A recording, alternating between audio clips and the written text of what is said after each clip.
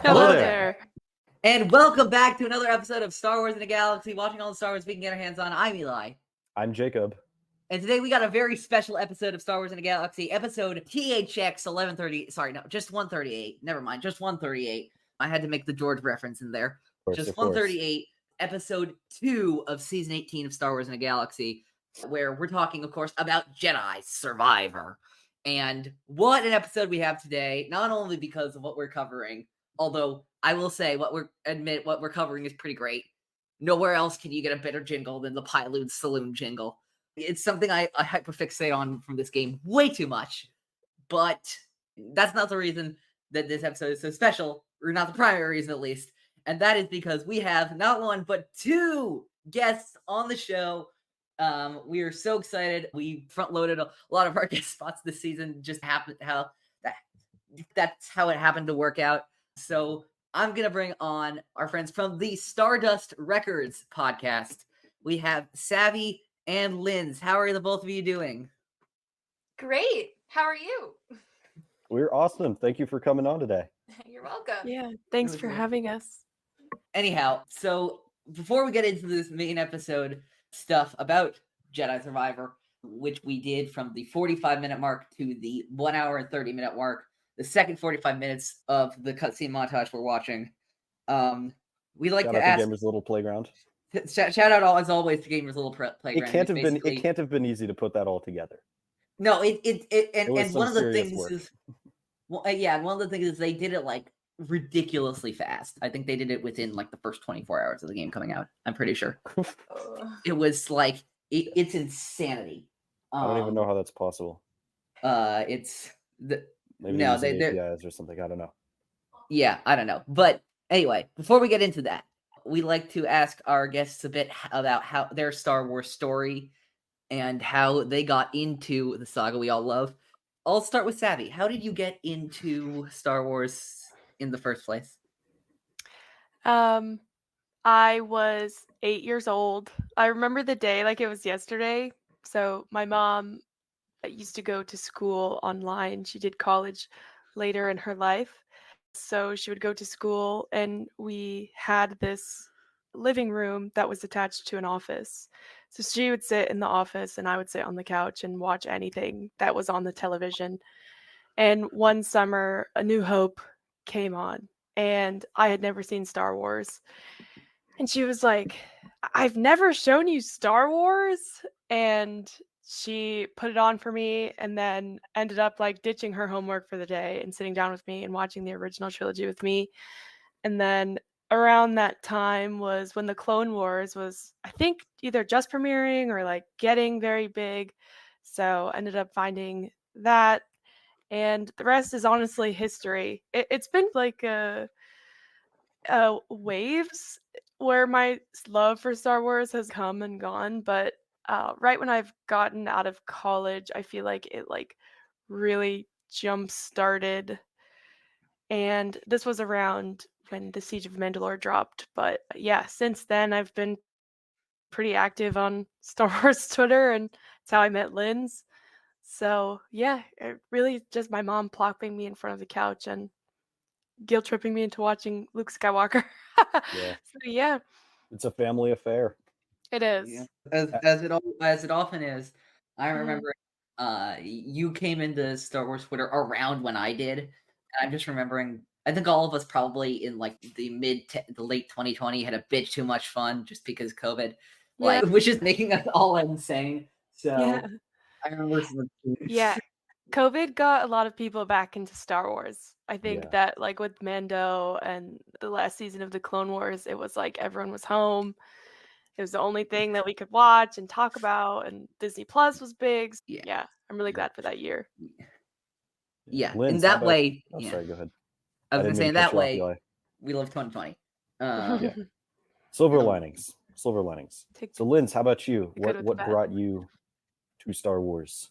I had a friend group, and there was a boy in my friend group, and he asked me, this was right around the time that Revenge of the Sith was premiering in theaters, and he asked me if I had ever watched Star Wars, and I was like, no. And so I went home to my parents and I said, can I please watch Star Wars? And so they went to the thrift store got the pack, the golden pack of the original trilogy, the VHSs, sat me and my brothers down and we watched them. Little side note there, they didn't let me watch the very beginning of Return of the Jedi because Leia was in a bikini and they just didn't want us to see it. So it took me a while before I could see that whole first scene.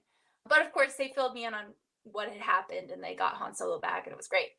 A little while after that, watched the rest of the movies, Revenge of the Sith a little later on. But once I had read the original trilogy, watched the original trilogy, my friend was like, okay, now you have to read these books. So then I read the Thrawn trilogy, the original Thrawn trilogy. Oh, I read the X-Wing series with Wedge, and it eventually led me to read like Republic Commando. I read a lot of Legends books before Disney came onto the scene. That was like my first like year of Star Wars was like watching the original trilogy and reading some of the books. And like Savi here, I've been in and out of it over the years, but having two younger brothers who were very much into all the Legos and all the games and everything, I had to stay on top of it too. So it's always been with me since I first watched it. I was probably about 10 when I first watched Star Wars, but that's kind of how I got into it. And I got on Star Wars Twitter because I was really excited for Rise of Skywalker. And so I jumped on a couple months before it came out. And that was right when Jedi Fallen Order was dropping. So I've been here basically since the drop of Fallen Order on Twitter, at least. Nice. Very nice.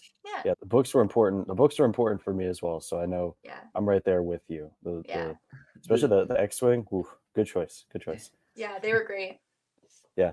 So now for the both of you, that brings us to what brought about Stardust Records? What brought about you two finding yourselves having something to say out into the world in terms of Star Wars, podcasting, whatever else? What was the provenance of all this?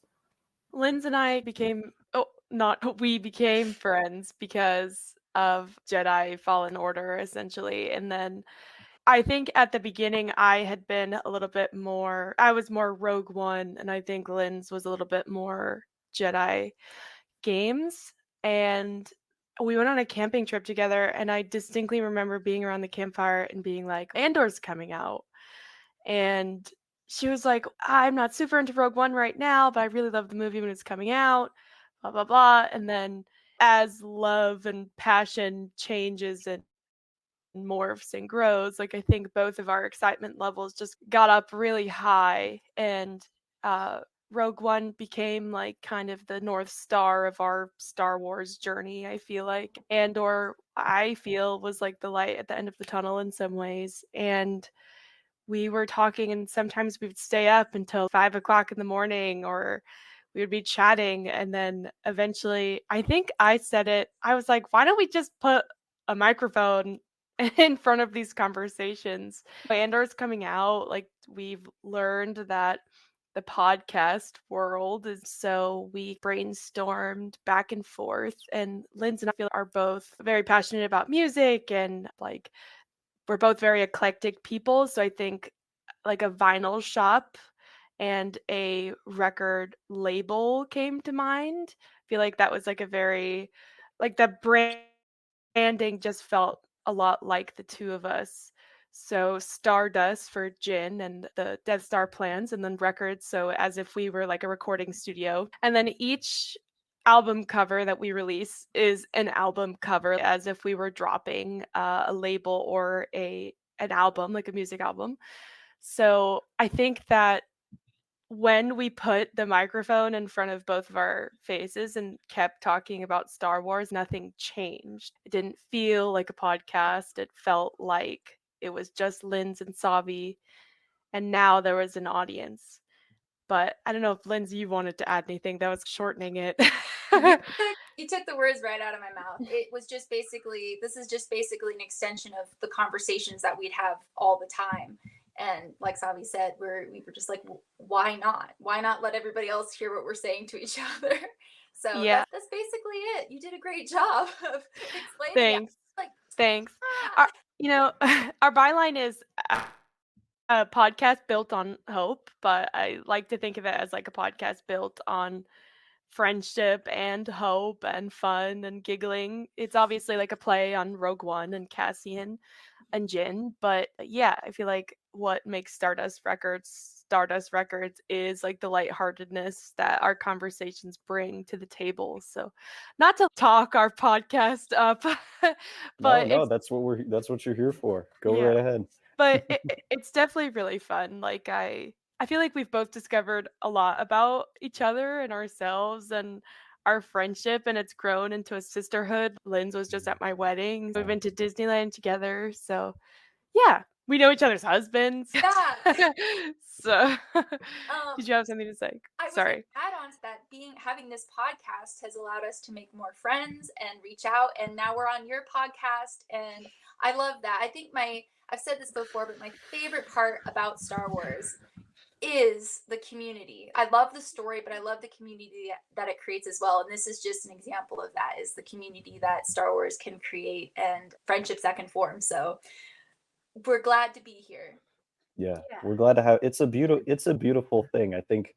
I don't know, Jacob. I'm like, I'm just a little. I feel like a lot of this for me is just looking into the mirror a lot, and it's fantastic to see. There's so much like that you both have described that very much mirrors how we started this show, and I remember specifically, it's a hard terrain to navigate out there with all the different parts of the fandom and the toxic parts and all that kind of stuff, and it's a special experience to find people who are the same kinds of fans as you. And I think that I think that's what really drew me to Lynn. I'm pointing this way because that's where she is on my screen, but I have no idea where she is on your screen.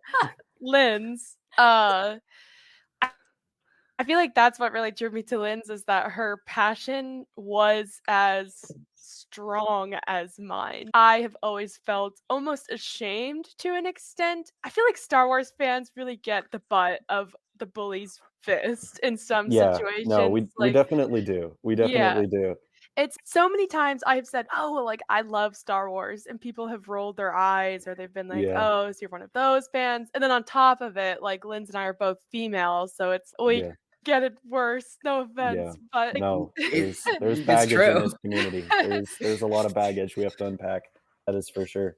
Knowing that Lindsay had the same level of extent and love that I had for this franchise was like, okay, I feel like I'm in good company, because I feel like there's always been that disconnect with people. Like, I love this so much, and I want to have deep conversations on podcasts like this one and on our own podcast. So yeah, it's like the Star Wars community on be it on Twitter or Instagram or TikTok, it's okay, we're all on the same page, because if you didn't love this, like, you wouldn't have a podcast or you wouldn't have Twitter. So it's like, I know who our people are now, if that makes any sense. Yeah, I get you. I feel like it's like, for the internet has done a lot of things to our world, not all of them great, but one thing that I think is really great, like you all said, is the way that it has connected people in this community. And I think it really has created a lot of beautiful things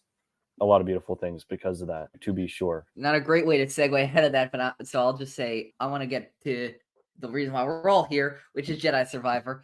And I'll just do a quick summary of what we watched today.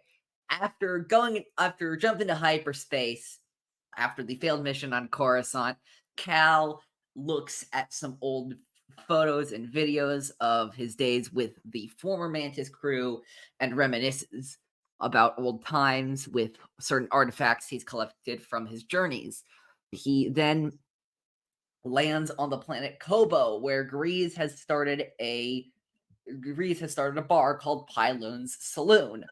He encounters a group of local pirates called the Bedlam Raiders that use former separatist battle droids from a crashed Lucrehulk starship as he gets his way to the main village on Koboh. He meets some of the citizens of Koboh, like Mosey and Guido and Gulu, before he rescues a civilian named Turgle from the leader of the Bedlam Raiders, Ravis, a Gendai who has lived for hundreds of years. He defeats a lieutenant of Ravis's, Zeke, in combat, and then goes into Pyloon's Saloon, where he reunites with Grease Dritus and his droid that's helping him out named Monk. Underwear Grease made a makeshift bedroom for Cal.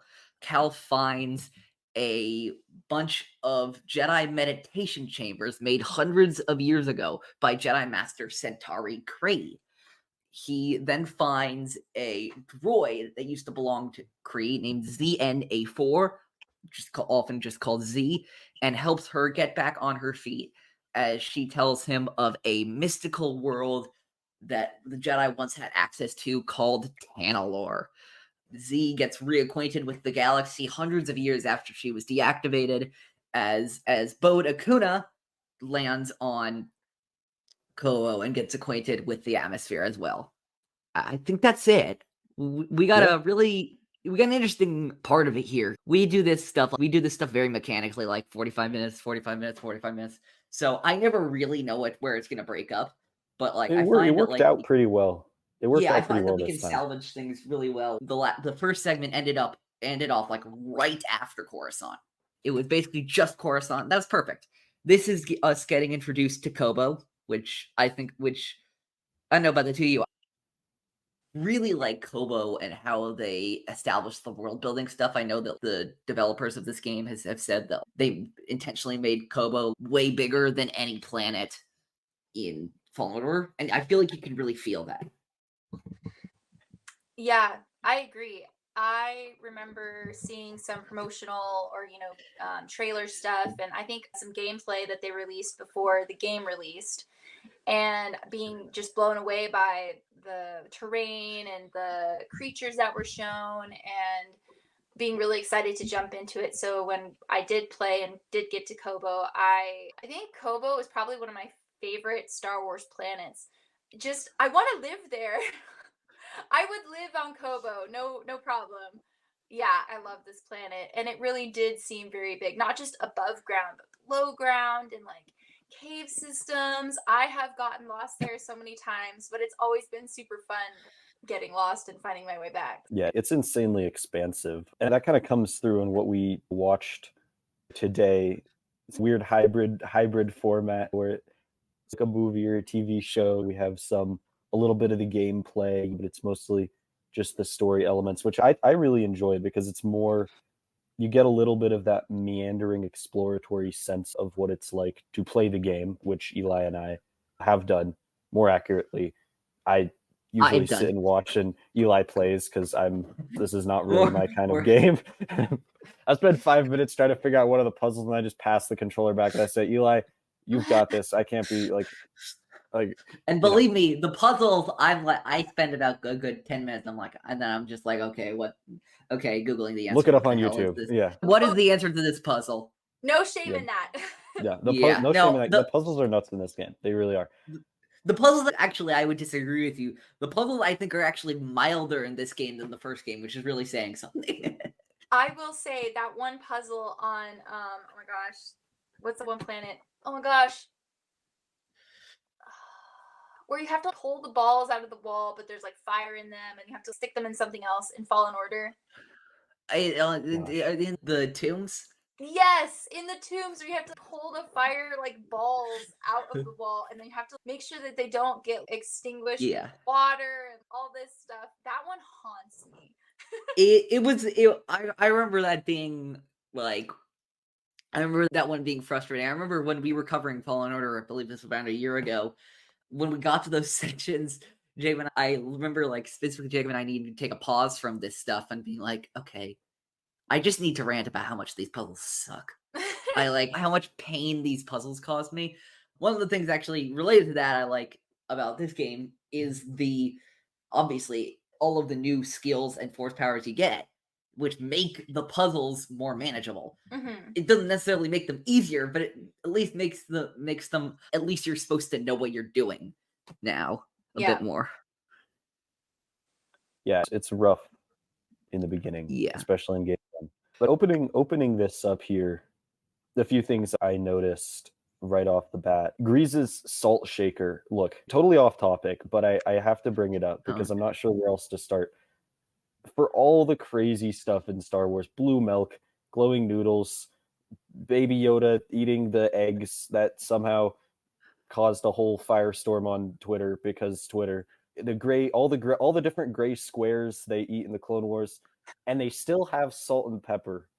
That's both bewildering and delightful, I think. You can never predict what real world stuff Star Fallen Wars Order. will and will not bring in. They have Diet Coke too, so Very true. Diet Coke is canon. Oh my gosh. I don't know if it's canon, but I know that in Legends it's a fact that Luke Skywalker was like a huge hot chocolate fan. Do you remember? Yeah, that's what's the end? It's like one of the ends of one of the books, or some point he's like looking out a viewport and he has hot cocoa in his hand. I'll never forget that book. I don't remember which one it was, but I will never forget. I don't know. He's just standing there looking out a viewport sipping hot cocoa. I was like, yeah, this is amazing. I've just one. There's just one panel. I can't remember what comic it is. I can't remember when I read it. I checked it out of the library when I was a little kid many years ago. I was like 11, 12. But he's just sitting there talking to this droid and he's saying, "I'll have a hot cocoa. Make it extra hot," or something like that. I'm just like, bro, what? Like, that's the magic of Star Wars, is you just get little oddities like that all the time. But I don't know. Where do you all want to go? The three of you, where do we take this discussion after we get the crash landing on Koboh, get introduced to the Bedlam Raiders a little bit? We start to explore Koboh. What jumped out to you guys? Where do you want to jump into this? I guess right off the bat, when I first played this game, it was when it came out, and I had no idea what anything regarding the High Republic, like just no clue, didn't even open a book. And then now I just watched that scene after catching up entirely, and the game has changed completely for me. It's like a completely different game for me. I don't know what it is, but every little thing that all of the characters were saying, especially Z, when she said that, I wrote it down, but she asked Cal if he had taken his trials, which that's something that we all know. Yeah. And he said, "No, I was knighted in the field." And she's called it a flagrant breach of protocol. Oh, yeah. Yeah, and I was like, Reef was knighted in the field, so was that not? I don't know. It just made me like, was that not a thing? Desperate times call for desperate measures. Yeah, I'm pretty sure she was deactivated pretty soon. I think the implication is after the Nile came. So there's a chance she didn't see that. It was like, it must have been right after the great hyperspace disaster, because she said that there was a lot of meteors. Yeah. See, the game changed completely. Yeah. I am very I'm semi High Republic. I know a lot of what's happened, but I will freely admit that the only stuff I've actually read myself is Light of the Jedi, the first Phase 1 run, and like half of Rising Storm. I think it's fantastic. I just haven't had time as of late. I think there might be some TV show on our way to make me change my mind about that one. But I think the High Republic ties that we start getting here are really cool. Mm-hmm. I understand why this was probably not possible at the time, because this was probably being developed a lot alongside the High Republic. I do wish it had tied in a little bit more, or at least now I'm still like, okay, like I checked Wikipedia like when I was taking notes for this. I'm like, so you're telling me that we're now like 2 additional phases into the High Republic, and we haven't got one mention of Dakin or Centauri or you or mean any like of them in like the comics or the books, like a mention of them? or like I would think that if that's going to happen, it will actually if that's going to happen timeline wise, and like how the books, like when they were made or written and then when the game was made, I think that if it's going to be in anything, it's going to be the back end of this phase, because the way that like the timeline, if that's going to happen, if they like mention them at all, I would assume it's the back end. I thought it would be like if they do something like something in between Phase 2 and Phase 1. Or because if you think about it, and I haven't played the game in a while, but if you think about it, like Dagan was probably put to sleep right after the hyperspace disaster. So that means he wouldn't have been present for the events of Phase 1. That's true. Yeah. I was No, thinking, I was Yeah. I was just thinking about it. Like, I'm not talking about like any of them playing like a significant plot point, Yeah. or anything. But I am a little surprised that so far as we know, although Temptation of the Force proved me wrong, there hasn't been oh, hey, what do we have going on in the Koboh system right now? Are we still trying to work on finding that world thing? Oh no, Jedi went crazy over it. We don't talk about that anymore. It's not unlike the Jedi to sweep something under the rug. Look what happened with Creighton's son and Yoda, Lynn's nose. But yeah, I think that the Koboh system, like what was going on with it, like with TANALORR and stuff like that, like something could eventually be mentioned about it. That like especially with the council, because we know that the council decides that they're just gonna move on from this. So sorry, Linz, go ahead. This is so off topic, and we will get back to it. I'm sorry, but didn't Oppo Rancisis go to TANALORR? He did indeed. When? So they know about it. Like they've been there. Yeah. When did he go? They should mention there was I will say I've been like rapidly taking notes for all this stuff, so I'm like a few episodes ahead of even where we are right now. It's in the next segment. We'll talk about this next episode, but there's a mention that Dagon gives to Centauri it's Centauri says to Dagon where she's, you know how long it takes for the council to decide on anything, especially Master Rancisis. And then later on, there's also a Force echo, I believe, that somebody did a line as Bobo Rancisis. Yeah. So they were definitely there. We should get something. I think Oppo in phase 3 should be like, make a little mention of TANALORR Koboh. Just a tiny little drop. We need something. I agree. Yeah. Absolutely. 100% That would be nice. agree. That would be nice, yeah. Fiorio Poof. Him and his BFF Fiorio Poof. Better, yeah, no, absolutely. Yeah. Okay, so now that I have rewatched that scene, I love Z's first call out to Cal. Like one of her first call outs is that she knows that he's a Jedi because of his humility and his selflessness. I thought that was a really beautiful moment.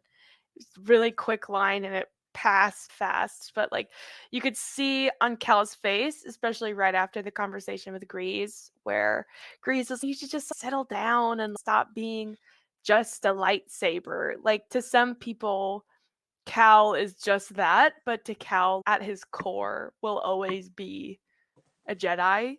So I think to hear that from somebody where she was like deep in the Jedi order, so it just, I don't know, that scene really called out to me, I think. Yeah. It was a really sweet moment.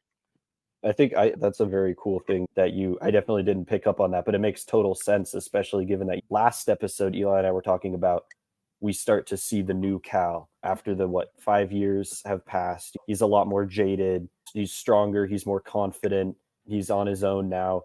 But we start to see beneath that, especially in the first few minutes of this segment, in the conversation with Grease before that, as he's walking into town, just start to get underneath that. He has a lot of regret and pain associated with the split up of the crew, and the fact that he spent so long on his own, adrift after being in the Jedi Order. After Order 66, he finally has this team, the support network, the kind of chosen family, and then that all goes away again. And we start to see him grappling with that and how that is taken into account for his character. We start to see, like you said, where now all of a sudden he's being reminded of the other side of what it means to be a Jedi. You have people like Grease, everyone around him is just, like the guy he fights. I'm blanking on the name. I have it in my notes here. Z. Ravis says, like, this is a perfect example when I'm talking about. Ravis says, it's been so long since I've seen a Jedi in action. I want to see you fight with your light. That's all everyone ever thinks about. That's all he is. And like he says, I don't have a choice. I have to keep fighting.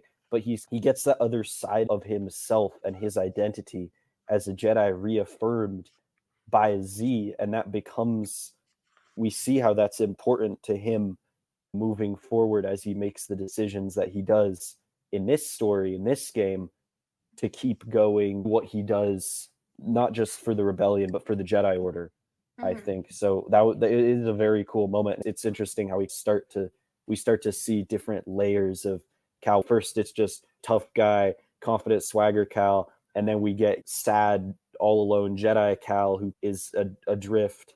It's interesting. It's interesting. I, piggybacking off what you just said, which was amazing, I really think, so having read the High Republic, having experienced Jedi in different situations at different times, Jedi have to evolve and adapt to the life that they're living, the galaxy that they're in, the state of the galaxy that they're in. But traditionally, or in the past, Jedi weren't constantly hiding, they weren't constantly fighting, they weren't constantly on as this sentinel kind of person. There was a balance to their life so that there could be a balance to the galaxy around them, but this galaxy is unbalanced, and Cal can't be a truly balanced person. Or I'm not saying he can't be, but I would think that it's really hard for him because he's living in this time of turmoil and he's never known a time outside of turmoil. And I think part of what Grease was trying to get through to him was like, you can't constantly be on. Your lightsaber can't constantly be ignited. You need to have a balance in your life. And maybe Grease was telling him, settle down. Maybe settling down isn't exactly what Cal needs, but I believe throughout this story, we see this ebb and flow in Cal of thinking he's found family again, thinking he has friends again, getting relaxed and trying to settle into that. And then we know what happens, as we've all seen. Yeah. So I think that this is a really good middle story for Cal, and it makes me excited for the following game. But I think that this core idea of Cal constantly being on alert, ready to respond and have a mission is unsustainable. And I think that's one of the core story beats or character beats in this game, is that Cal is living an unsustainable life in a sense. Like he can't keep doing this alone. He can't continue this momentum the way he's doing it. He has to find a different way to balance himself. And whether we think that he's found that by the end of the game or not is up for discussion. But just piggybacking off what you said, that's my thoughts on where Cal at this point in the game. No, beautifully said. Yeah, there's the Cal's paradox, where his identity is being a Jedi, and as a Jedi, you answer the call. But historically, like you said, that's a very good point. And the High Republic kind of is showing us that Jedi aren't always meant to answer the call every single day in the way that Cal is. Mm-hmm. And that's the question, like you said, is what do you do then? You can't live like this. But he feels like he has to, because that's who he is as a Jedi. And he feels such an immense sense of obligation. Mm-hmm. I don't know how you did this, Linds, but I'm not sure how you read my notes through my computer screen right now, because what you said is almost entirely was I, of course, had that line written down. Now maybe it's time for you to do something more than the lightsaber. And I just wanted to say you had almost like different literal words, but like the exact ideas that I had. I wrote down. I'm not saying that Cal shouldn't fight, just that there are better, more effective ways to fight that aren't so all-encompassing. And I think that's one of the big lessons of this game. Of course, we talked about last time when Thunder Sajin asked him, why fight when you can't win? And just as Jacob and I were talking about, I feel like last time, again, we're seeing the Fallen Order was, how do you pick yourself back up after everything you know is destroyed? How do you pick yourself back up? Survivor is, okay, you've done that. You've done that for a while. That is a short-term strategy. That's not a long-term strategy. What do you do now? How do you sustain this? And I actually want to back up for a little second, just because I love getting to Z, absolutely. I do just want to say, I think that the Cal going from the crashed Mantis to getting literally 2 pilot saloons, honestly, maybe, in my opinion, one of the most underrated sequences in the game. I don't know what it is. There's just like such an adventure aspect of it. Like he's starting from the ground up and countering the Bedlam Raiders, seeing what they're all about. We have the battle droids. Love those B1s. They're my favorite. We're big B1 fans over here. One of the things that I think is really great is that they have a new found purpose. Their lives were torn apart at the end of the Clone Wars, and now they're doing stuff for Ravis. I'm not saying it's good. They have something. They get to be silly for another evil person. How about Turgle and Doma? Turgle and Doma make me really happy. They're so much fun. Am I like the only one who doesn't get Turgle? I'm a big Turgle hater. This is Really? Yeah, this is safe place. Eli. Okay, Ooh, I'm so much. Okay, I'm not okay. So I'm not. I don't hate Turgle. I'm very indifferent on Turgle. Turgle. I just don't really care. I'm just like, this is a frog guy. Cool. That's Okay, valid. next. Yeah. But Turgle. It's awesome. Turgle. Okay, is that all you have to say to defend him? Yeah, that's all I need. I think that's all I need to say to make a convincing case, quite frankly. Oh, I'm just like how I don't like Turgle. I mean, I'm not a huge Turgle lover. I enjoy him for like I'm not a Turgle like lover, but I just think he looks really goofy and I enjoy him for that. Like I enjoy him for his goofiness, but he's very annoying. So yeah, he has a Star Wars design. Don't get me wrong. He's a frog. Yeah, he has like why not? He's goofy. Yeah, he has a Star Wars design, but I'm like there is like there is, I feel like, especially online, like a cult of personality around Turtle, and I just like don't understand. I'm not judging those people. I just like Eli, weren't you saying a lot of things about a certain little blue furry guy for the past couple of months? I don't know if you're in any position to talk right now. I don't want to. Quiet. See, this is how it usually goes. Are you a Nubs hater? I'm not a Nubs hater.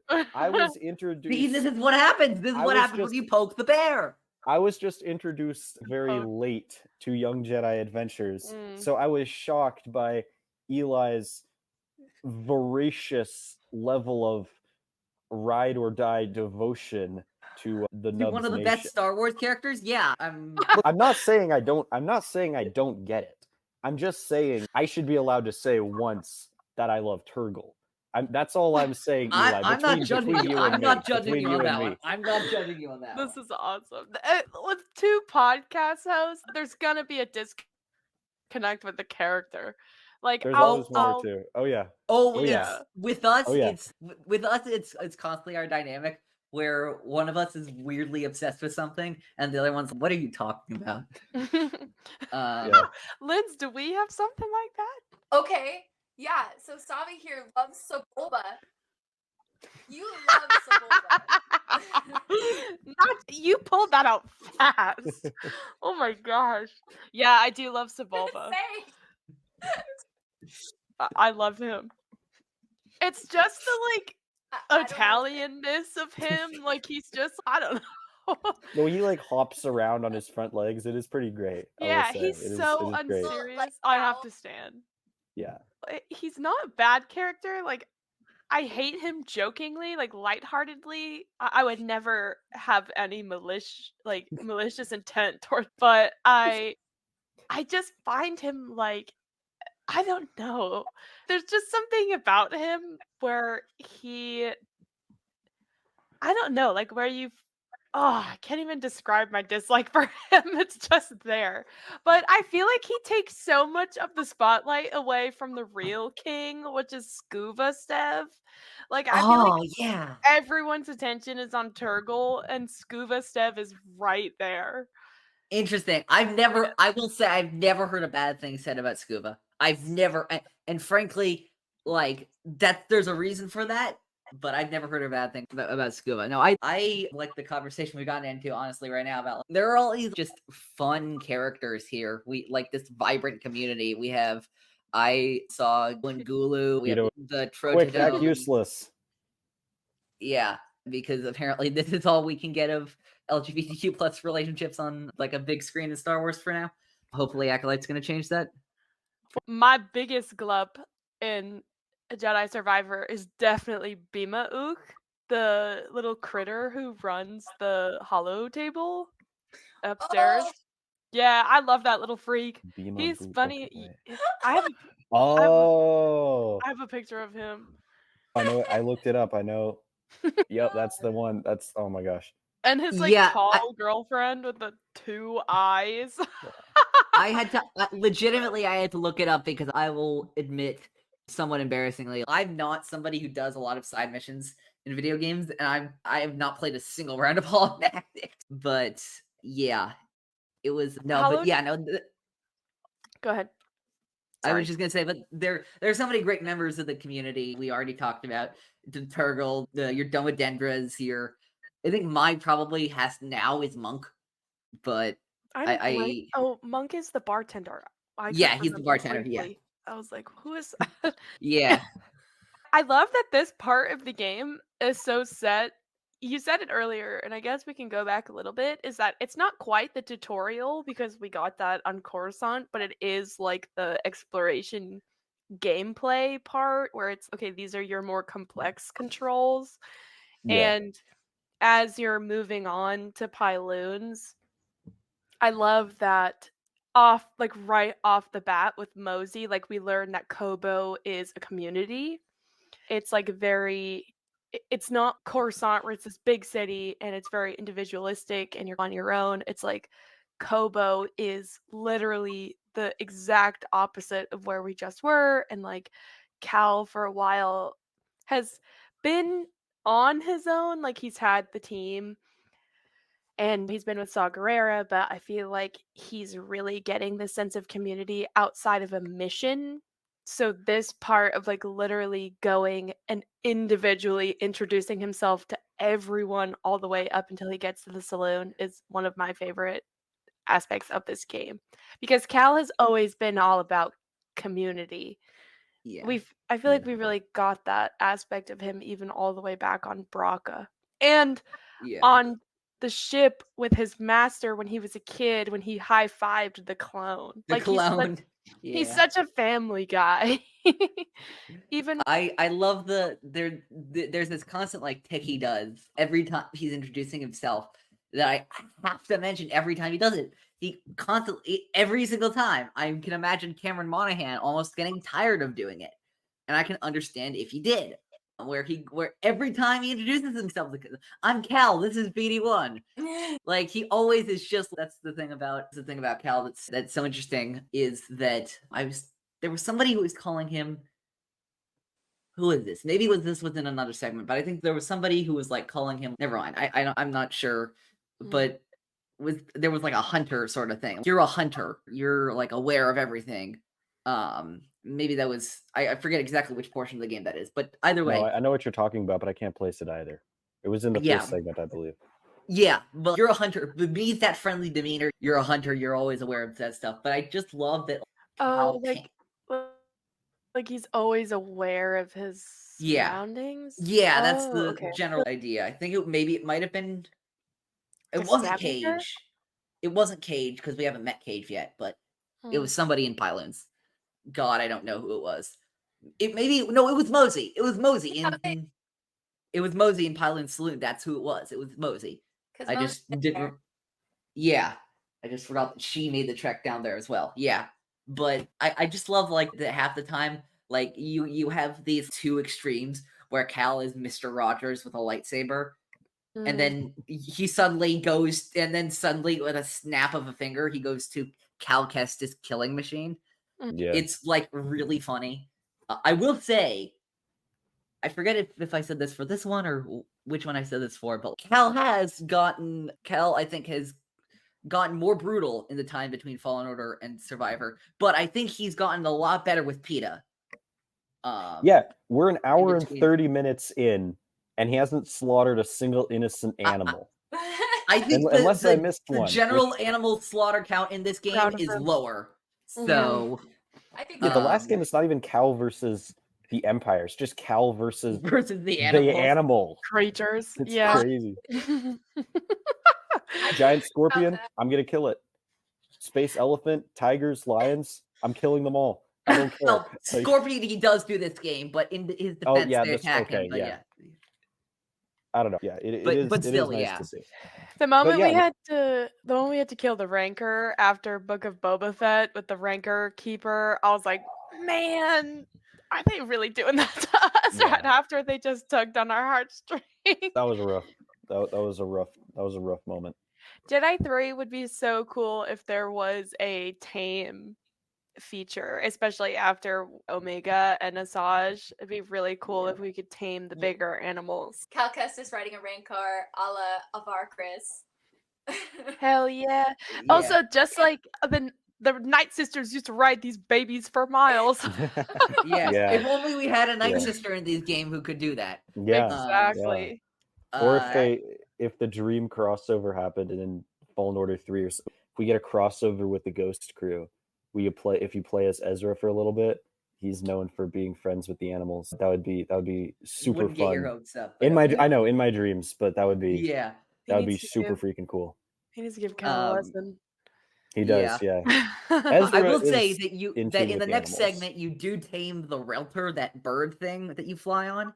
Yeah, that is cool. That is a good moment. But I will admit that is, to me, one of the more forgettable new gameplay features of this game. I remember watching it. I think this is for next time, but I remember watching it. I'm like, oh yeah, that does happen. There's other stuff that gets a bit more in my memory, but yeah, no, we're going down to Pyloon Saloon on Koboh, and then we get Ravis, who I gotta say, I know we're not talking about Dag and Gara yet, but could this guy have just been what I call the smokescreen villain instead of Dag and Gara? Because this guy is, to me, way more interesting than Dagon ever was. I mean, what is a smokescreen villain? That's an interesting term. Yeah, I've never heard that before either. Yeah, it's something I made up just because, technically, Dagon's the main villain of this game until you kill him halfway through, and then you get the Bode twist, and then you realize that Bode's been, in my mind, I guess, Dagon is the, hey, look over there villain. Okay. Bode's been there all along. Yeah. We just didn't know it. Which is why, actually, I feel like in this game, Dagon can work a little bit better than he usually would, than if he were the main villain of this game, because he's not, actually. He can get a little less development, but I'm like, then they have Ravis there. I'm like, dude, just put Ravis. Do Ravis and put Ravis and forget the Jedi. Do Ravis finding the stuff to TANALORR, and Bode in the background would strike at any moment. I had to Wikipedia it really quickly, but his background is very interesting, especially considering that he was basically tied to Dagon based off of a battle that they had, and I don't know, that whole storyline was definitely an interesting choice, especially with the decision not to make Ravis originally a Nihil. Yeah. And yeah, I feel like that would be that would have been a really interesting way to tie together the books and the game. I don't know, especially because it says here that Ravis was known to kill a lot of Jedi in the past, and that the Order eventually had to fight Ravis. It's one of those weird things in Star Wars, I feel like, that happens sometimes where, okay, we have a group of marauders who take what they want and are known for being able to best Jedi. Yeah. And the Jedi are distracted from dealing with them with a group of marauders who take what they want and are especially good at... Wait, aren't these just the same thing? Yeah. Sorry, go ahead. Oh, I was there. There's sigil their logo even looks very eerily similar to the Nihil Storm logo. I pulled up a picture. Yeah. Yeah. I don't know. Maybe there will be some sort of connection to it, but yeah. Sorry. I know we're not on that part of the game. No, it's good. We bounce around here. I want to get to, if anybody has anything else, I want to get to if anyone doesn't have anything else, I want to get it inside Pyloon's Saloon. Yeah. And I'll quickly mention, to cut my yapping short about this for the sake of all of us, if you need a hand, we're in our oasis in the sand, and if you're dying of thirst, well, our drinks they aren't the worst. And if you're running from a blaster, better run a little faster, run to Pyloon's Saloon. And we hope we see you soon. That's fantastic. I love it. I love that. I think about that way too much. I think that might be my So Roman catchy. Empire of this game. It's so catchy. And then maybe one of my favorite reunions ever, which is the Bedlam Raiders are going to tear this town apart. We got no hope, zero, zilch, nothing. How you doing, BD? And then Grease does not skip a beat, and then he just does maybe one of the greatest double takes that I've ever seen. The double take is very relatable. I love that. I had this in my notes that Cal hasn't gone to see Grease at all up till this point. I don't know when Grease founded Pyloons, but Cal hasn't come to check in on him, and he obviously hasn't seen Seer or Marin either. This being the first time Cal has seen him living his dream was like, I don't know, really my heart was like, oh, he finally gets to like see him in the place that he wanted for so long, and he's living his life, and that was really heartwarming to me. There's a moment, I believe this is next time, but that just really got my blood pumping, when Cal asks Grease if he's willing to like pack up the stuff at Pyloons and be their pilot again. And Grease is basically, yeah, fine. And then he goes, greasy money, baby. And I'm like, they're back. Yeah. They're back together. This is great. It's like nothing's ever stopped working. Yeah, and yeah, the Grease reuniting with Cal is fantastic. And Such then, a of course, moment. yeah. Grease is I know he's kind of gruff and grumpy, but he is such a sweetheart deep down. He even keeps the Braca outfit in the closet. Yeah. He keeps all of Cal's stuff. It's just, it's so nice. It's so nice. It's such a moment. In the playthrough, I think Cal makes like a little bit of a running joke or something like that. Like he teases Grease about it to himself. I forgot exactly what he says. Did you say creepy? Yeah, he said it was creepy. Yeah. That was Grease, in there. That was great. To Grease, it was probably just, oh, I miss Cal. This is like I hope he'll return. Go ahead, Lynn. I just thought of maybe the worst joke ever, and the only reason I'm thinking of this is because I remember when good friend of the show, guess next episode actually, Connor Chikiti, texted me about this when he was reading Jedi Battle Scars. I was about to say, Grease did really great. You got to give him a hand for this one. Nice. And then I remembered he loses his freaking hand. That fifth brother cut off his hand in Battle Scars. That was crazy. That was a crazy moment. I was like, wow. Yeah. I remember Connor texted me. I'm like, wait, I didn't know the fifth brother was capable of doing anything. That's a shock to me. That was the biggest shock to me of anything. He was pretty scary in that book. I have to say, he was pretty scary. Yeah. That was a really when that was happening, when I was reading that in the book, I was like, no. Yeah, and they put it into the game here. Obviously, you have the robotic arm there, which actually they don't really address it, which that's fine. They don't need to, but it's just funny to think if you didn't read Battle Scars coming into this, if you just played Fallen Order and you're like, the hell happened to his arm? Yeah, that's true. I don't think they explain it in the game. Yeah. No, I don't even think they mention it. I feel like very in passing, something with the mission. Yeah, definitely in passing. When he was trying to pilot, maybe. Something yeah. We gotta play the game again. We do. I have a full playthrough started. I need to actually go through it.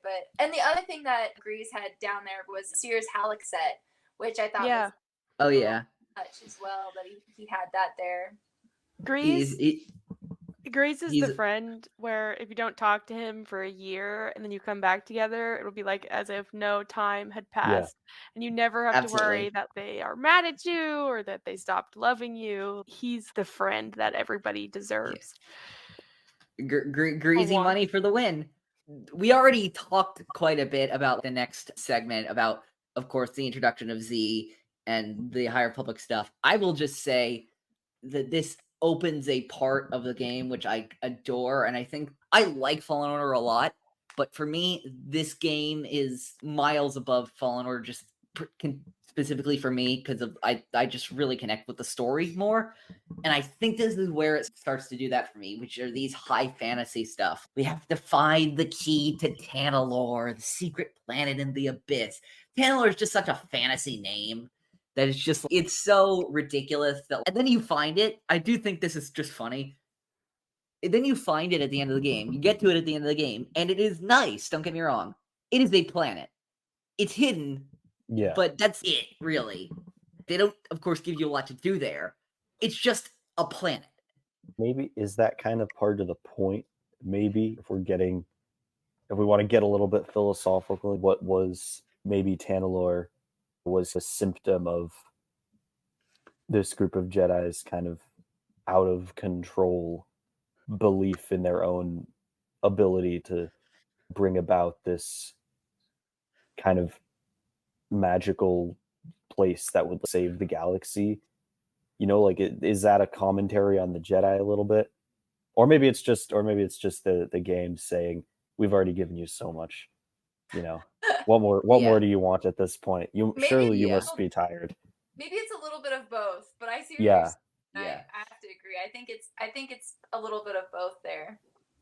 Yeah, I think as well. I think, as we'll see later on, which is a part of the game that the story, at least, that I wish was a little bit more fleshed out, that Dagon drove himself and others around him crazy over just this idea of a planet. Now, some may say that it was not just the idea of the planet, but it was the idea of the woman he loved and what he wanted to share with her. That's me. I am some. That's me. It's really interesting to get that, like, we have that classic fantasy MacGuffin. Like we have the maps in the Force Awakens and Rise of Skywalker. Like we have, I'm trying to think of another good example. Quest Yoda goes on at the end of season 6 of the Clone Wars. Like when that stuff, or like the map in Ahsoka. Anytime we like get some of those, okay, we need to find this. Like my ears perk up. Basically, I'm like, okay, this is the Star Wars I like. Let's see what we have here. Oh yeah, we already talked about Z realizing that Cal's a Jedi, which is fantastic. Yeah, I don't think I have much else for this. Trying to think. I will say it. I just love that they mention when Z's, wait, you're not wearing any Jedi robes, and Cal goes, I'm more of a poncho guy. Yeah. I'm like, yeah, there are so many references in this game that are like, yeah, we know you like this. We're going to reference this. There's one, of course, later, which is, of course, Spawn of Ogdo. Yes. Bringing back the hype of Ogdo Bogdo. Rick the Door Technician later will be just like a, hey, we see you, and we have no idea why you all love this stuff so much, but here you go. Here's more of it. Yeah. This game gives us a lot of fun Easter eggs and things to find. Yeah, that is true. Linds and I got to interview the UX UI lead, Jordan, and he said that they did put a lot of time and love into those instances in the game, especially people who are really big fans of Fallen Order. He really wanted to zone in on, like, the pink poncho. You find it, the like little emote that Cal does is different from the rest. It's, oh, I've had this before. I know this one. Yeah. Yeah. Little details like that really make this game special. If you can, Eli, you said you played. You should definitely try to 100% it. It's worth it. Yeah, I'm not the kind of person to do that. I will say I am trying to very casually do that with a different Star Wars game, which most people would say I'm crazier for. I'm trying to actually 100% Lego Skywalker Saga very slowly. I find it more entertaining. That's a journey. Than most people do, but like for me now, it's just okay. Just mostly just jumping around. I'm often like listening to something, like just jumping around. We're like, okay, where's the next kyber brick? Oh, where the hell is it? What do I have to do to get this time? Yeah. I will say some of the side missions in those games, not the kyber brick ones, but the ones that actually unlock you characters, are pretty fun. I need to play that game. I have it, and I started it because I had the complete, what was it called before? Just Lego Star Wars, the complete collection, basically, or the complete saga. Yeah, that one. I had that one when I was younger, and me and my brothers, we put in some serious hours to 100% that game, and I can't imagine. I know the Skywalker Saga one is way more extensive than that one. So props to you for trying for that, because I can't even imagine. I am so casually doing it. Like whenever I'm around my console, I'm like, I play for like a good 20 minutes and just see what I can get done. I have this weird like system where I'm like going through the saga planet by planet and only playing with characters that are canon appropriate to that planet at the time. Yeah. It's one of those things where I'm very specific about something that on its face would be extremely boring, but I'm trying to make it as interesting as I can, which I think is honestly the moral of how those Lego games work. Yeah, absolutely. You cut out at the end. What'd you say, Linds? I said as long as you're having fun. Yeah, no, absolutely. It's it is. I think I like Lego Skywalker Saga more than I think most do, but I understand why people have some problems with that game. Yeah. Anything else of the game other than I will shout out. I'll do this every time I mention this, honestly. Shout out Pod Save America, because I'm just stealing their bit with this whole thing. You know where I'm going with this, Jacob. Oh, uh-oh. You know who landed? I'll refrain at this point for this game. You know who lands on Koboh at the end? It's Bono Kuna of Fuck Bono Kuna fame. Eli feels very strongly about Bono Kuna. He's indoctrinated me to do the same, because the entire time that we were playing through this game for the first time, I had no idea what was going to happen. I just told Jacob that guy is terrible and you should hate him. Yeah. No. I think he's one of the I think he's one of the most well-written Star Wars characters maybe that we've gotten in the last few years. But God, when I saw that turn for the first time, I was just like, you monster. And especially with, of course, we'll get into this in the final fight, but like when he endangers his own daughter, supposedly to protect his own daughter, that's when you know it's like, what are you doing? Yeah. How far are you going for this? But yeah. Do you have anything else about this section of Jedi Survivor? No. I don't think No. so. If we open up the can of Bono Kuna worms, oh my God, no, I don't have anything else to say. Perhaps Bono Kuna is a discussion for another time. For another time. Yeah. A good question, yeah. But before we wrap this episode up, we like to ask some questions to first-time guests just to understand their Star Wars taste a little bit more. Jacob, you got the doc pulled up for these? I got it, yeah. Yeah, so I guess we'll go Savi and then Linds for this one. So first question is very simple, which is, who's your favorite Star Wars character? Jyn Erso. How come? I feel like she is the embodiment of hope, especially from where we see her at the beginning of Rogue One. And Gareth Edwards just did an interview about Jyn where she said she is just a girl in war who just wants to go home. She said that when she was comparing her to Luke Skywalker, who is just a boy who's home, who wants to go to war. So I think that at the beginning of Rogue One, she doesn't know her potential yet. So I love watching her discover that potential through other people inspiring her. I feel like her and Cassian are very similar characters, which is why I often joke that they're a package deal online. But yeah, I love her persistence and her learning journey and her spunkiness and her emotion. I think that she's this fiery little kid who never really had the chance to grow up. And I don't know, I just love her. I feel like we'd be friends. But yeah, she's so cool. I think about her often. Awesome choice. Linds? I feel like my answer is going to seem so silly. You got to speak your truth. I have a more serious one, but I'll just do what most people see me as or know me as. But I think my favorite character is Hondo Ohnaka. It's a good one. Love me some Hondo. You got a fan right up above you in the profile picture, I'm sure. No, we're a big Hondo supporting show. Yeah. Yeah, I've loved him since I first met him. Love at first sight. I love his he's so brave in his own way. I love his confidence and his just he's gonna get what he wants. But then there's this side of him that's rather soft, and it gets softer from the Clone Wars into Rebels. And by the time we get to basically the Rise of Skywalker era, he's just this old guy that wants to help the Resistance, but also himself. But he's also helping the Resistance.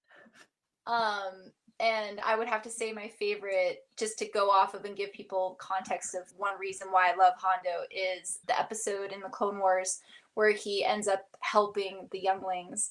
At first, he's trying to take their Kyber, but then he ends up helping them, and he even names his ship later on in the series. He names one of his ships Katuni after one of those younglings. Yeah. So I think that just encompasses why I love him. Also, he's just crazy and silly. But he's like my standard go-to answer for favorite characters.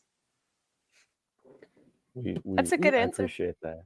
Look, in my top 10 Star Wars characters, my actual list, I have Ochi of Bestoon. Look, we're going past the point of no return with this stuff.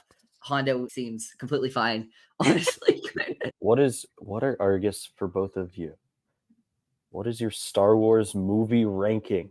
Or if you don't have a ranking, top 3, top 5, share your view of the movies, how they rank up in your worlds. Linds, you looked ready to answer. Okay. Here we go. Empire Strikes Back. We have Attack of the Clones, and then we have this. I'm naming my favorite out of each trilogy so far. So we got Empire Strikes Back, Attack of the Clones, The Last Jedi, and then Rogue One, and then Solo. And then the rest of them just fall into place below that. There's not really any rhyme or reason below that, but I put on The Empire Strikes Back all the time. It's if I'm like, oh, I want to watch Star Wars, that's the one I go to every single time. Followed up by Attack of the Clones. Yeah. Sorry, go ahead. Yeah, I didn't mean to interrupt. No, you're not interrupting. That's just. I love that you picked Attack of the Clones. I feel like that's such an awesome kind of sleeper pick. I've really grown to love that movie over the past few years as like a real comfort movie. I've really come around to it a big way. The Coruscant chase scene of Zam Wessel at the beginning, that's one of my favorite parts of the movie. I go so hard for that track, the soundtrack that plays there. That is a good scene. Yeah, it's a banger. Yeah, so that's my loose answer. I can't really give anything more solid than that. Fair enough. No, that's good. I had mine ranked on Letterboxd. Yes, a mutual friend of ours and guest of the show, All Indie Gavs, calls it the best social media app. Yeah, Eli is a huge Letterboxd ride or die, so you found a fellow 100% Letterboxer. It's a great app. When I was working at the movies when I was 15 years old was when I first got it. But I'll just go 1 through 11. But Rogue One, The Last Jedi, Solo, and The Last Jedi flip-flop for me. A New Hope, The Force Awakens, The Phantom Menace, Empire Strikes Back, Return of the Jedi, Revenge of the Sith, The Rise of Skywalker, and Attack of the Clones in last place. Ooh. But though if somebody comes up to me and says, do you want to watch Attack of the Clones? I want to be like, hell yeah, let's watch it. I love all Star Wars. So yes, I did rank it, but I love all of it pretty much equally. Besides Rogue One, that's like on a whole other tier for me. But yeah, that was my ranking. I feel you on the Rogue One. I know Eli. I'm not going to go. I know Eli has. Jacob, don't say anything. Don't say anything. No, don't say anything. It's okay. We can do it just like it is. We can handle it. Well, needless to say, we have very strong feelings of our own, as we know. They're feelings that come from love for all of Star Wars, and most of my feelings towards Rogue One are just a bit. Really, they are. I know. I'm telling you, they're as are my reactions to them, Eli. As always, I'm endlessly entertained by you calling it mid-1 at every possible opportunity. Ooh, that's tough. Yikes! Bro, I said don't. Eli goes hard. Eli goes hard. Ooh. I don't think people understand sometimes. But I love you for it, Eli. What is your favorite non-movie Star Wars media that you think people are missing out on? The High Republic. I was missing out on it 100%. I put that off way too long. I think that you guys should absolutely get into the High Republic. It took me from November Yes. to late April to finish the whole 3 phases, what's out of phase 3, but what a journey. There were some books that are so cinematic where I had to read them within the day. Like Midnight I will Horizon just is one say of those. that Go ahead. I loved Light of the Jedi. I really did. Light of the Jedi is fantastic. That was a great one. Yeah. And Cavan Scott's High Republic run has also been just I remember Fantastic. Yeah. binging that and that being just phenomenal. Yeah. Such great Jedi stories. Cavan's probably my favorite High Republic writer to date. I think I've decided that. Tessa and Justina are a close second, but Cavan gave us The Rising Storm and Path of Vengeance, which are 2 absolutely insane High Republic books. So yeah, they're great. I love Cavan. Yeah, I think just piggybacking off of that, because that has to be my answer too. People are missing out if you haven't engaged with High Republic very much. I can't imagine Star Wars without it now. Yeah. Like, taking the High Republic away from Star Wars as a whole now, just in my brain, it feels like there's this huge blank spot if I was ever to not engage with it. It expands Star Wars so much in such a beautiful way, and yeah, it's so good. And now here we are about to actually, here's the thing. I was hoping to do this bit with all of you. Hey, what did you think of that most recent episode of The Acolyte? Remember when she did the thing and that was really cool and he did the he said the thing? They're going to be releasing after, I'm sure, a few episodes of The Acolyte. We're recording this way before, not way before, but like before The Acolyte. I'm super excited about it. I think I have tickets for theater over here to go see it on Monday. So I'm really excited for that. I did the Ahsoka one and it was fun. You don't have to get there so I got there late after after the time that you had to be there, and I still got a seat. So I feel like with the Acolyte, obviously, like it might not be as popular as Ahsoka, but in terms of character knowing who the character. But I don't know. They've been promoting the hell out of this. Yeah, they really have. They give you a poster and free concessions. I'm so excited for The Acolyte, just generally as a show. I remember just on a minor side, but I remember when around a year ago when we didn't have a trailer, we didn't really know what it was about at all, and then Leslie Headland would just talk in random interviews, and every time she said something about how she viewed Star Wars, I'm like, oh yeah, she should absolutely totally do Star Wars. Like, I could absolutely see why she was chosen, and all the stuff about, she grew up with the EU, she watches Star Wars Explained. I'm like, okay, we're having one of these people make a Star Wars. This is gonna be great. Yeah, I feel like Leslie and Tony are on the same level of brilliance, in a way. In the complete opposite ways. In the complete opposite ways? What do you mean by that? I just mean because Tony is very much like a yeah, okay, it's Star Wars, cool. Anyway, we're gonna make the story. Yeah. Really has quite a reverence for the saga that Tony, no offense to him, doesn't. But it's a really interesting balance between the two of them. Yeah, that's a good way to put it that I didn't see it as. Everybody in Star Wars has one. I feel like, who is your favorite Star Wars background character? Glup, shitta, whatever you want to call it. Who is it? This is still so hard not to say Melshi, because he graduated. You have don't you have a newish one? We were talking about this recently. Yeah. Okay. So Alive. Never mind. I won't. You read Light of the Jedi. Okay. Alive. Jorah Mali. Oh yeah. Dead Jorah Mali. My dead character.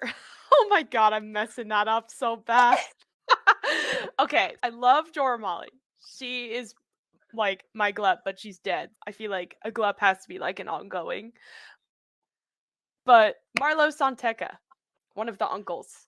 Oh Love yeah, him. yeah. Yeah, Him and his like little him and his yeah, he's husband. just Yeah, his like little yeah, he's fruity wine. yeah. I love that part of the book where Avar and Avar and Elsa are going, and she's like, "So, do you happen to know anything?" They're like, "No, no, absolutely not." Oh no, I think they might be onto us. Oh Exactly. yeah. I don't know. I think so. I really love Antok Merrick, but I don't know if he is a glup at this point. I don't know. I feel to me he's very important, but for other people, I don't think they know him. He's a pilot from Rogue One. He's a Yeah. general, but I love him so much. So if he still qualifies for being a glup, then I will pick him because he's not like super widely known. So Look, I think he safely qualifies. I just need to ask you: were you in the Great Zuckus Merrick Wars of 2022? yes, and I voted for Merrick, and I have the sticker. I voted Merrick in the Glup Shido poll. Girl, where did you pull that out from? That is fantastic. I love that. I love that so much. I leave it next to me. It's literally right here next to me. I'm so proud of it. I helped him win. So I will just say I also voted for Merrick. Oh, yeah. I was on Team Merrick for that one as well. Though I know that there are a lot of rabid Zuckus fans that I will absolutely offend by saying that. But yeah, that was a wild time. I remember I made a meme that like lit up a little too much at the time that was going on, where it was like the Electoral College for the 2020 election, but instead it was Americans. That's funny. Jacob, this poll got over 1,000 votes on Twitter. It was insane. And it came down like literally to probably a few votes between Antok Merrick and Zuckus. It was you had to be there. He won the whole Zuckus, Glup man. Shido poll. Like it was like the championship. He won. And I was like, okay. I love it. I cannot call it anything other than the Great Zuckus Merrick War of 2022. That's the only way to describe it. What, in your opinion, is the coolest Star Wars species? Linds, I have to think about it. Girl, I don't know why I said Linds. I feel like you're good at the creature stuff. Okay. I have one. You go. No, you go. I don't have one. Oh, the Evreni. Yes. Mark The Evreni. Oh. Yeah. Big blue. Almost said the bad word. They're just like cool as hell. I love them. I love that they're like tieflings from D&D just without the tails. Yeah, that's a good choice. Yeah, the claws. Yeah, they're not cute. They're just I like their culture, and I like that they have fangs and the pointy ears. I think it's wholesome. Okay, Linds. Are we talking like all species or just like the sentient communicate to other people? Anything. I always envisioned it as sentient when I came up with the question, but I think I want to give you the open floor and see what you got. Oh gosh. I was thinking about one recently and now it's gone. I feel like it was in something I recently read. Why is this answer so hard? I don't want to just throw one out there. I don't know about my favorite, but I do really like the species of, the Imperial spy from the beginning of A New Hope. Garandin. Yeah. Wow, you knew the name. I love the little noises that they make. I love the way that they talk. I can't pull it up and I'm not going to do it for you guys. But just the noise that he makes when he's talking into the comm link, I think they're really funny. And I think that we've gotten them in some other media recently. I don't know. I'm sure we have. I think it's the Kubaz? Yes, the Kubaz. Yes. I think they're so cool. I want to see more of them in different types of situations. I wouldn't say that they're like my favorite, but I feel like they need a spotlight. And so I'm spotlighting them right now.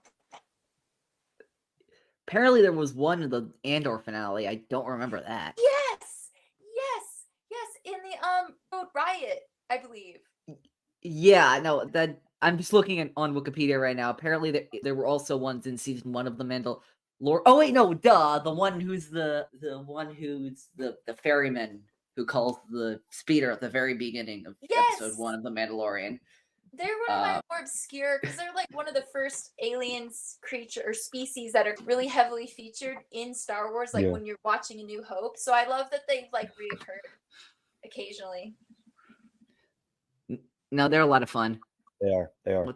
Everyone's got one. Their jobs.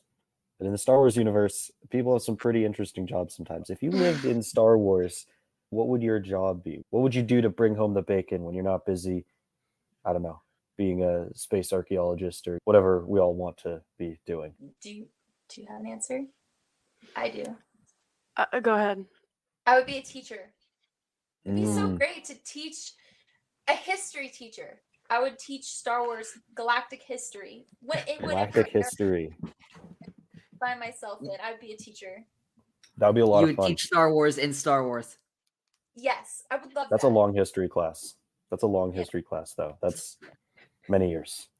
Yes. Okay, class. Today we are going over the Rakatans. Anyway. Oh my god. Not the Rakatans. Oh. That's ancient stuff. From Knights of the Republic.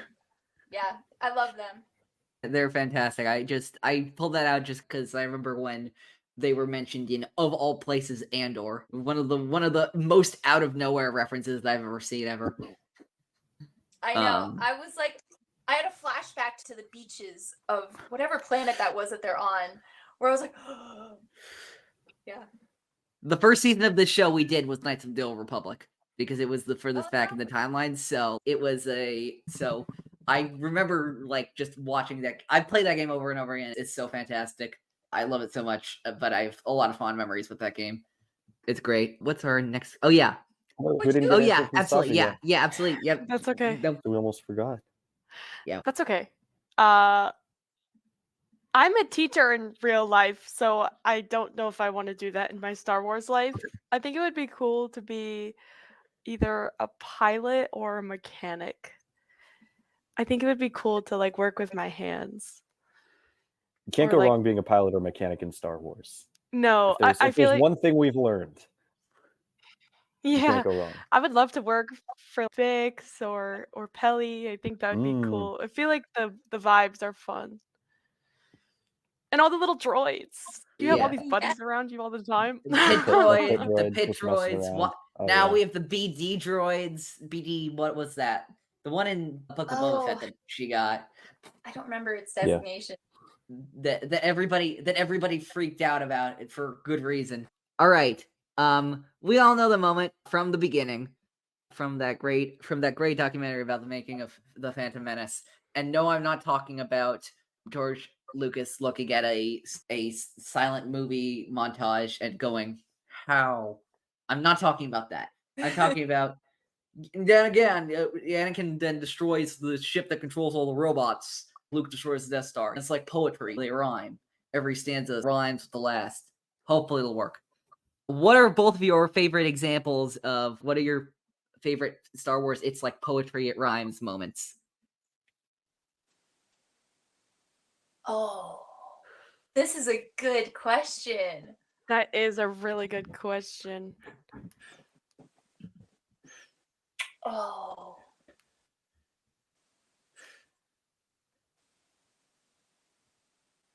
Oh, well, I have, go ahead. You have one. No, you go. I don't want to like accidentally take yours. No. Go ahead. I was going to say the part is like a visual, it's poetry, it rhymes. One, in Rogue One, when Jyn is small and she's hiding in the little hideout that her parents have for her, and she's got the lantern, and there's this shot of her looking at this lantern, it's like illuminating her face. And then in Andor, there's a scene where Cassian is sitting on his bed in the dark in the old ship, and he also has a lantern that he's looking at. And I have seen those two shots side by side, or stills side by side, and there's other moments where they mirror each other and rhyme with each other throughout Andor to Rogue One, like Jyn and Cassian. But that one, like, visually just stuck out in my mind, where I was like, oh my gosh, I've seen this film before. Yeah. I would say that's one of my favorite visual moments where I was like, oh, yeah, that's mine.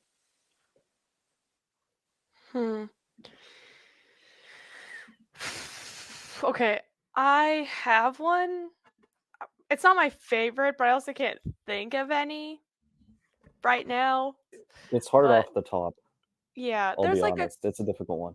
There's a couple from Andor where I feel like there was references to moments in Rogue One, but in the book of Boba Fett, when Cad Bane is killed by Boba, it reminded me a lot of when Obi-Wan was killed by Maul. The instances just felt very similar, like Cad and Maul both so heavily rooted in the past, and Obi-Wan and Boba being so over that in a sense that it literally gives them the upper hand in the physical fight. I don't know. I guess those were like two mirror moments for me. That's really interesting. Mm-hmm. Yeah, Those are both being on Tatooine. Yeah. Oh, yeah. That definitely felt like it's poetry. Yeah. Those are both moments that I extremely love on their own, and I didn't connect them until now. That's really good. Yeah. That's really cool. Thanks. Okay. Are there more questions? This is kind of we got a few more. Okay. We're just favorite Star Wars planet. Short and sweet. Linds. I'm gonna say Koboh. I really love Koboh. Koboh's fun. Koboh's a lot of fun.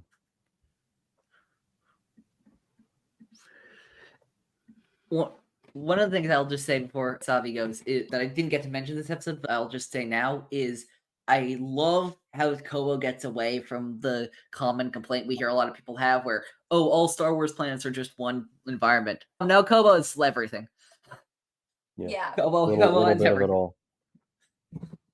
I like that too. Ferrix. Ferrix. I was gonna say Pabu, but I don't think I could ever live on Pabu because I don't like the ocean. But I love the Ferrix planet in the city is just so like painfully Pacific Northwest, which is where I'm from. Yeah, I don't know. I feel like going home, living there. But Ferrix. I can't believe that took me so long to remember. But yeah.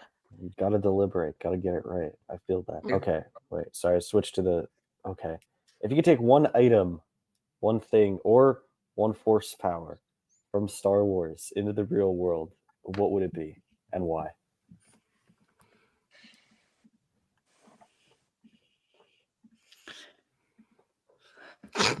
Linds had to lay down for that. I'm like, you really gotta think about it.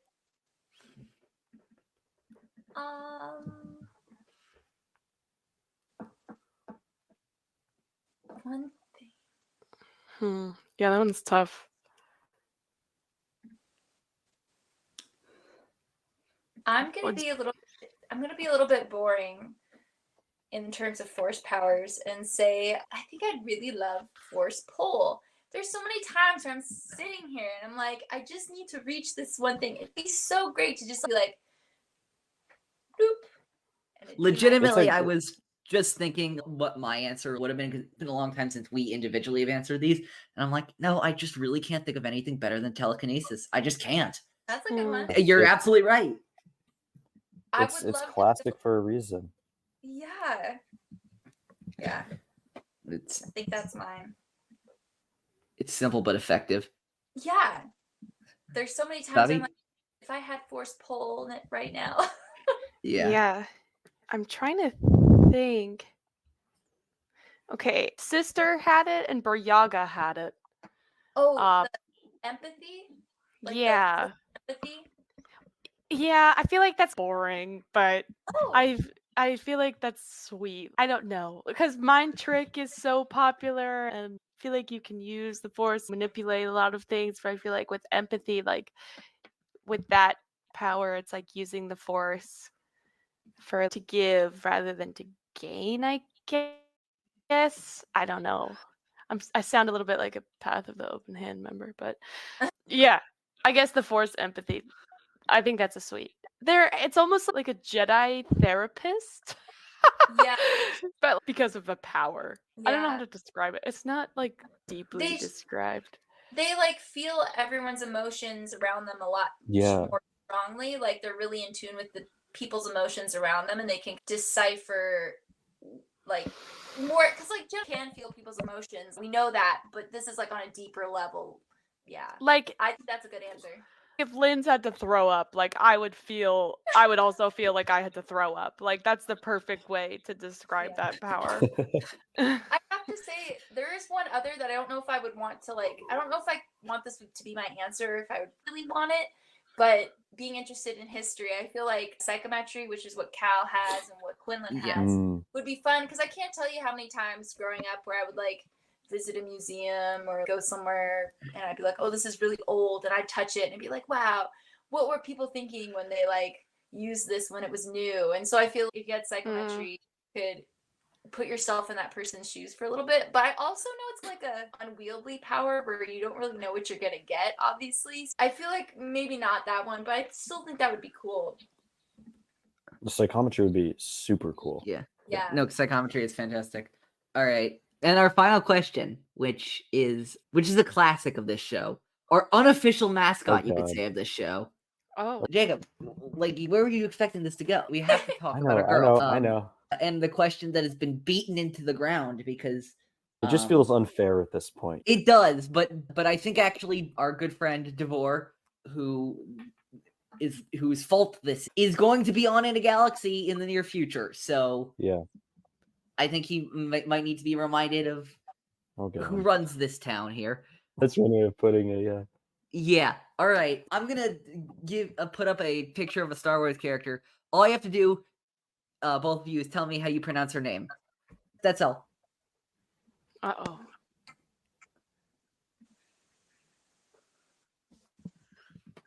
Oh, okay. Wait, how is this supposed to be difficult? This No, is I the think question the point is that it's not for our okay. purposes. We'll explain in a moment. Apparently, yeah. Okay, so Zam Wessel. That's what I was Yeah. gonna say too. Thank you. Yeah. So Eli, we've explain the backstory because it's kind of a bit. beaten this point to the ground. There is a small subsect of people that pronounce it Zamwazel. Yeah, no, they are. I thought you were gonna say weasel.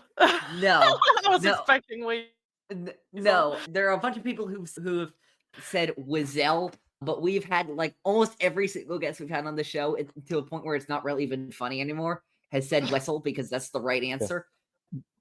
Didn't this all start because in which video game was it? The Django. Oh yeah, Fett, Bounty Hunter. It was Bounty Hunter. the Bounty Hunter video game refers to her both as Wessel and Wessel, if I'm remembering correctly. She introduces herself as Wessel in the game, but if you look, this is the annoying part. If you look at Wikipedia, there's no canon pronunciation for her name. In Legends, both are accepted. Okay. So it's a point of contention. But this is just a Han situation at this point, right? Just yes, and it's one that we feel strongly about, especially. We're trying to get we're going to try to get as many people on the record as supporting Camp Wessel as possible, and it's like the percentage of people who come on the show who think it's Wessel is like absolutely in the 90s. It's staying in the 90s. It's like it's a worn out meme, but it's still fun to post to everybody. You have 2 more Wessel soldiers in your camp now. Yeah. So. No. Yeah. We have so many. Like it. I think after 5 people, we realized, oh wait, really, nobody's gonna say Wazelle for this. But I love it. I love it. Yeah, it's our little thing we end with. But But as we wrap this up, I will ask both of you if you have things you would like to plug. Where can we find you? You can find us on. You can find our podcast on at Stardust Records without the O, so Stardust Records on Twitter. You can find me on Twitter at A Cosmic Love and on Instagram at Rebel Risen. And Savi, where can we find you? You can find me on Instagram and Twitter at Andorisms, so like Cassian Andor, ANDORISMS. Andorisms. Fantastic. I think that's going to be it for this episode of Star Wars in a Galaxy. Next week, we'll be continuing with the next 45 minutes of Jedi Survivor. Jacob unfortunately cannot make it to this recording, so I will be joined by special guest co-host, my friend, my partner in crime at Epic Confrontations, Mr. Khan Chakiti of the Nerd Academy podcast and For the Republic. I'm very excited to have him back to discuss the character that he's just defined himself by on the internet. In the meantime, you can listen to us everywhere that you find podcasts. You can follow us on everywhere at In a Galaxy Pod. You can find everywhere that I am by my link tree, linktr.e/_OGFan327. I think if there's nothing else, all there's left to say is may the force be with you. Always. Always. And also Always. with you.